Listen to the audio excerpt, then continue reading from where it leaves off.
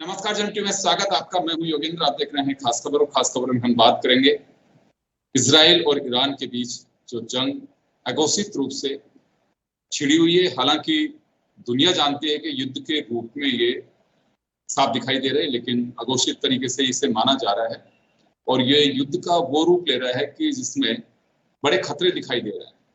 रसिया भी अब शांति की अपील कर रहा है, लेकिन ईरान के हमले के बाद मंगलवार को जो रॉकेट दागे गए, उसका मिसाइलें दागी गई, उसके बाद अमेरिका ने भी इजराइल के साथ खड़े होते कहा है कि इजराइल अकेला नहीं है इस लड़ाई में। अब इसमें जो बीच में कई तरह के फैक्टर काम कर रहे हैं, मुस्लिम कंट्रीज भी उन पे क्या असर पड़ रहा है, वहां की पॉलिसी, और सबसे बड़ी जो चिंता की बात यह है कि दुनिया पे क्या असर पड़ रहा है। क्या व्यापार उद्योग पर असर पड़ रहा है, सैन्य क्षमताओं पर असर पड़ रहा है। विदेश मामलों के जानकार हमारे साथ डॉक्टर किरोड़ी सिंह जी हैं, जो बताएंगे कि दुनिया की बरादरी पर यानी कि विश्व समुदाय पे क्या असर पड़ेगा। फॉरेन पॉलिसी में किसी को कुछ बदलाव करने की आवश्यकता है, क्योंकि शांति बहाली की अपील तो कोई भी कर सकता है, लेकिन उसका इम्पैक्ट क्या आ रहा है, असर क्या हो रहा है। हमारे साथ भारतीय सेना के पूर्व अधिकारी और रक्षा मामलों के जानकार SPS lieutenant general SPS Katewa साहब हैं। हमारे साथ